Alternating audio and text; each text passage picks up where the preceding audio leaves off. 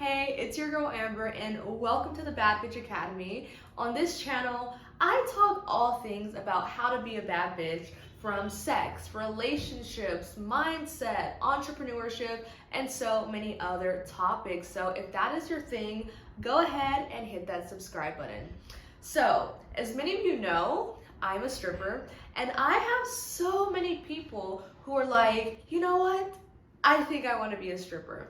And I just want to make this video because I love being a stripper, but it does come with a lot of positives and negatives. So if you are thinking maybe you want to be a stripper, this video is for you. I'm going to give you some pros, some cons, so that you can know, is this the right decision for you and is this what you really want to do? So let's just jump right in. Now, if you're thinking about being a stripper, I definitely think it is such a fun, empowering job that gives you so much freedom, you have flexibility, and you just have so much control over your life. Now, I'm going to be giving my experiences as being a stripper working mostly in the States. I don't really know how other countries operate and work, so this is just my experience from working in the United States. And here, working here in California, we have so much freedom. You get to make your own schedule, work as much or as little as you want, so you really are able to control the amount of income that you make. I've had periods where, I really want to save up for a big vacation, so I would work like 6 days a week for 1 or 2 months just to like stack it up. But then at the same time, when I do go on vacation, I can be gone for 9 months and then show up one day and I still have my job. And that has been so much fun. It gave me so much freedom to travel, explore, kind of just do what I want to do and make my schedule on my terms, which I think is such a big pro of the job. But at the same time, it does require you to have a lot of motivation because no one's telling you to go to work. Nobody's telling you you have to be here at 8 p.m. And it can get a little bit easy to start getting lazy to, it happens to me all the time as well, but it's like, okay, yeah, I'm gonna work today. And then 8 p.m. shows up and I'm in my PJs and I'm comfortable and I'm like, nah, I don't really want to go to work anymore. So you do have to have like a lot of motivation and determination in order to keep on doing the job. Now, I do feel like being a dancer is very glamorized sometimes because people think that, it's such easy money, right? Like, it's so easy to make money as a stripper, which it is. But it does take a lot of mindset work. You have to be very, very strong because the way that the strip club works is you have to be the one approaching these men. You can't just stand around and people walk up to you, hey, let's go get a lap dance.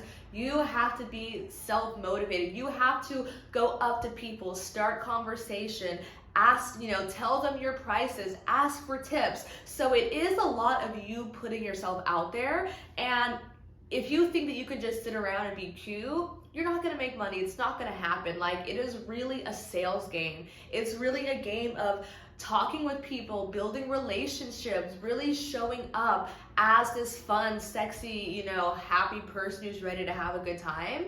And that is one thing that makes this job very draining, is like, you have to really put on that face and that persona at all times.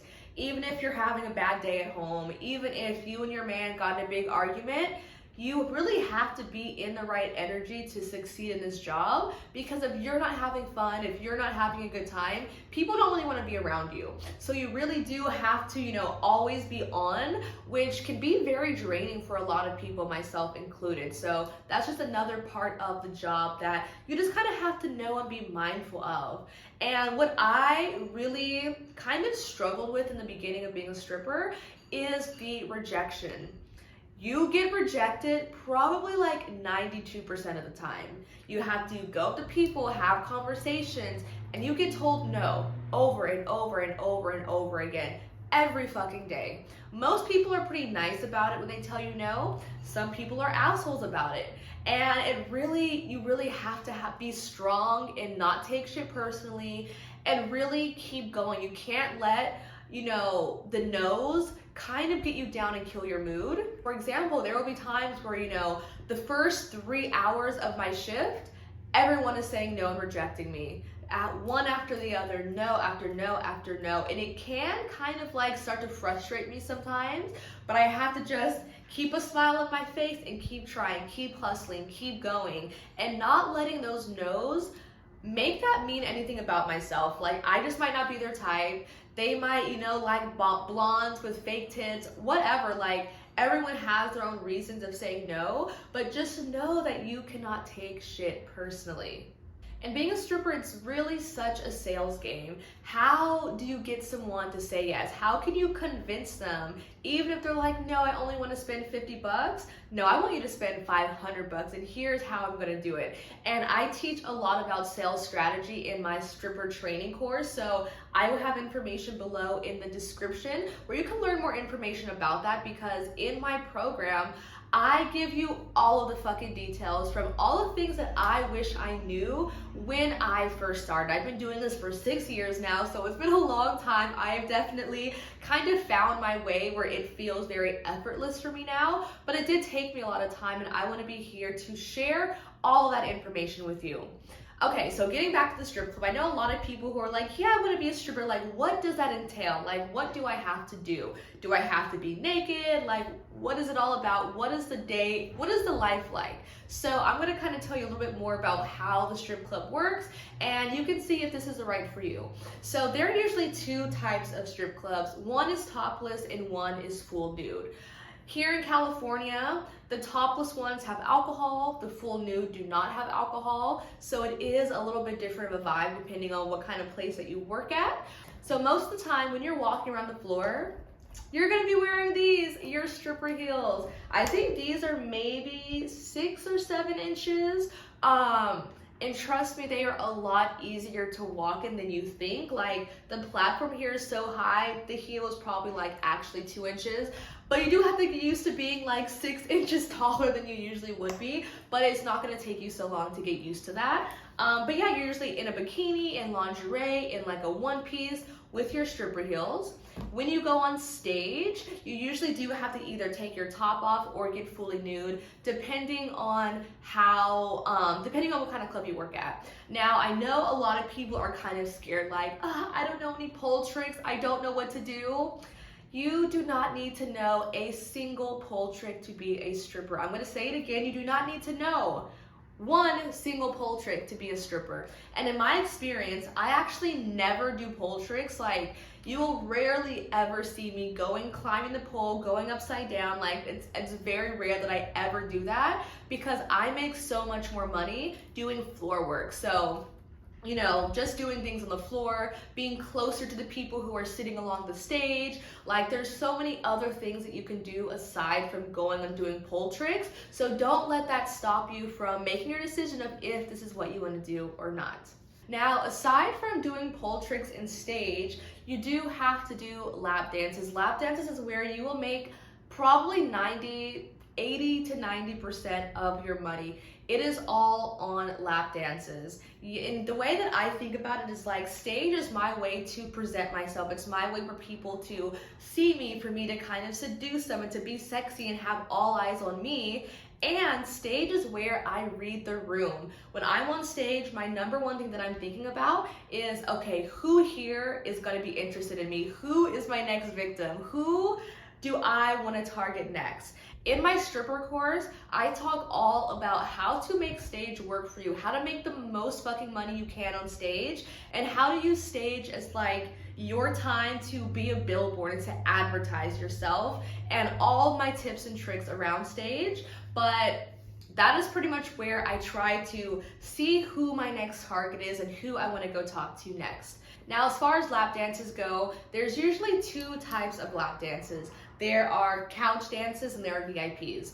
Now, couch dances are usually by the song, so it'll be like one song for either $20 or $40. They will be in more like a public space, so not in a private room, just for someone to kind of get a little taste. Now, the VIPs are where you make the majority of your money. These are usually 10, 15, half an hour long, depending on where you work. There are usually more options where you can kind of choose how long you want to do. And these are usually a private room in the back. If it's a nude club, you will be fully nude. If it's a topless club, you will be only topless. And this is where you will give your lap dances. There will be sometimes a couch, maybe a bed, maybe, something like that. Everywhere is different. And these are where you're gonna give your private lap dances.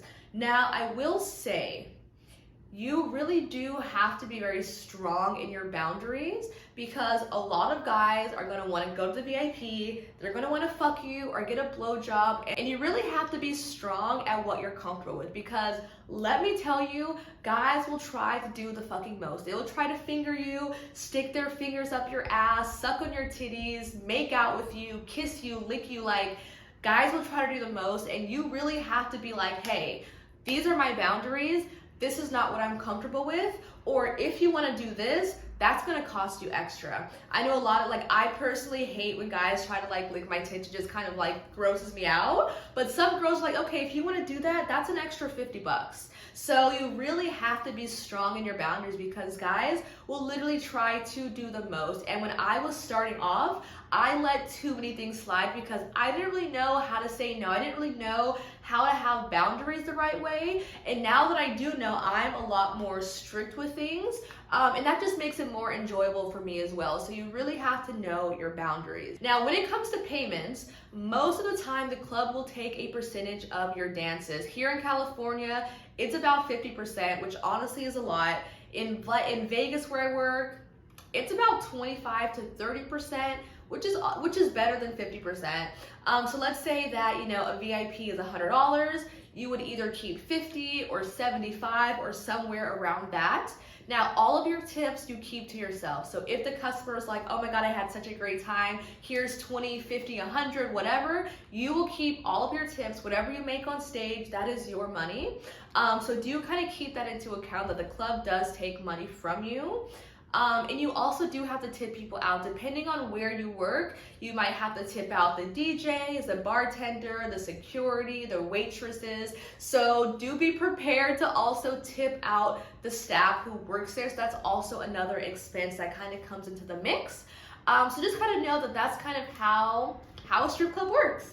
Now, being a stripper has been so life-changing for me. It's allowed me to travel to over 15 countries, start my own businesses, do so many of the things that I really want to do in my life. And I just think it's been such an empowering journey for me. I have gotten so much more confident in myself. I know how to stand up for myself, to have boundaries. My self-worth has skyrocketed, and I just feel like overall I am such a better person because of being a dancer.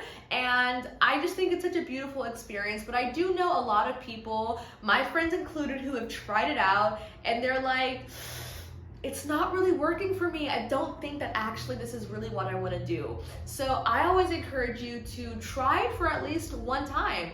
Don't quit your job, but just give it a try. Do one shift, see how you like it, see the vibe. Even go to a strip club as a customer and watch.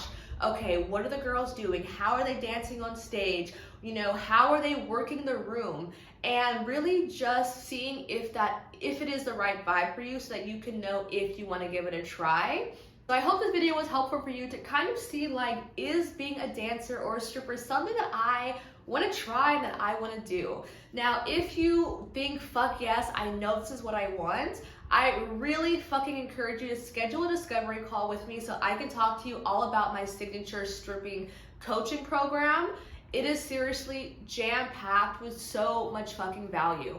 I'm going to teach you how to dance on stage, how to give lap dances, how to work the room, how to ask for tips of $100, $500, $1,000 plus, how to have boundaries, how to create an alter ego, and pretty much all of the tips and tricks that are really helping me to make $1,000 plus a night on average every single time that I go to work. I also teach you about how to save money, how to invest, doing your taxes, and a lot of other things that are really just going to help you along your journey of being a sexy stripper.